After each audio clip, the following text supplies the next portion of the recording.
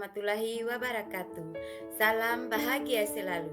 Saya Fitrina Susanti, calon guru penggerak angkatan 8, guru SMP Negeri 1 Mapat Tunggul, Kabupaten Pasaman, Sumatera Barat.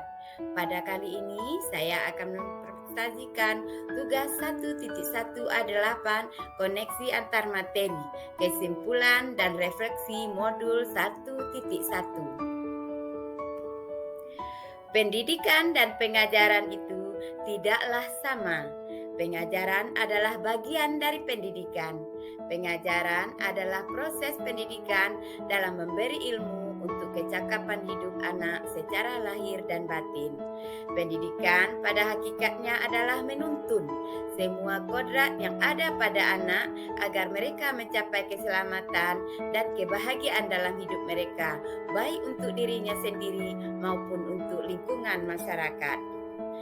Pengajaran sebagai pendidik, kita harus menyadari bahwa kodrat masing-masing anak kita tidaklah sama. Kodrat anak didik kita tidak bisa kita paksakan sesuai dengan keinginan dan kehendak kita sebagai pendidik. Kita berkewajiban mengenali potensi anak didik kita, kemudian menuntun potensi tersebut supaya berkembang baik, sehingga pada akhirnya potensi anak didik tersebut bisa mengantarkannya untuk mencapai keselamatan dan kebahagiaan yang setinggi-tingginya. Apa yang Anda percaya tentang murid pembelajaran di kelas? Sebelum mempelajari modul 1.1, pembelajaran yang saya lakukan adalah hanya mentransfer materi.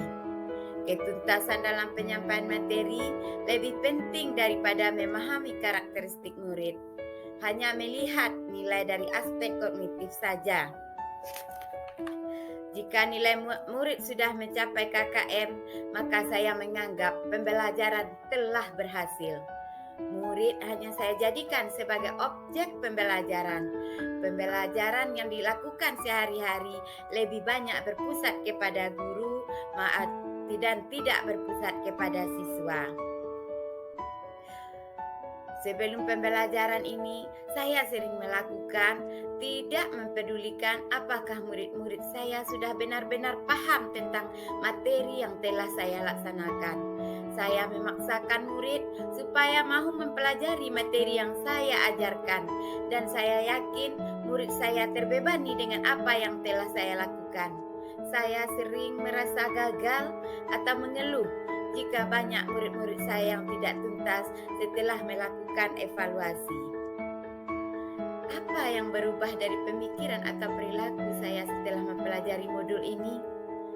Namun, setelah mempelajari modul 1.1 tentang pemikiran Ki Hajar Dewantara, apakah yang saya pikirkan dan saya lakukan selama ini tidaklah tepat.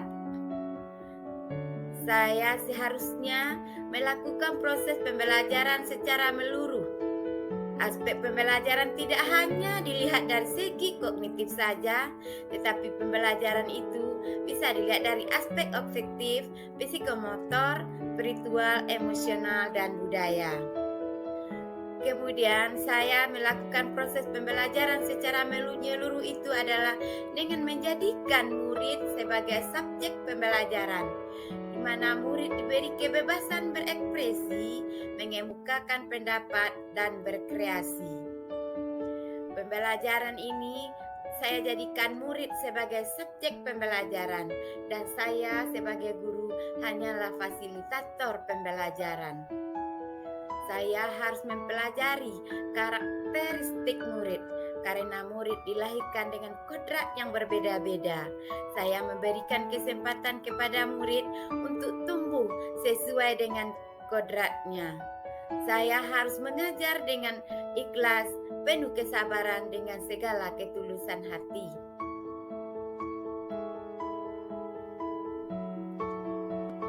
Yang dapat saya terapkan dalam pembelajaran di kelas antara lain merancang pembelajaran yang interaktif dan menyenangkan dengan melibatkan murid sebagai metode student center, berusaha mengenali, mempelajari apa yang murid saya butuhkan dalam pembelajaran saya. Sering melakukan interaksi timbal balik dengan murid saya supaya tercipta kelas yang betul-betul milik mereka.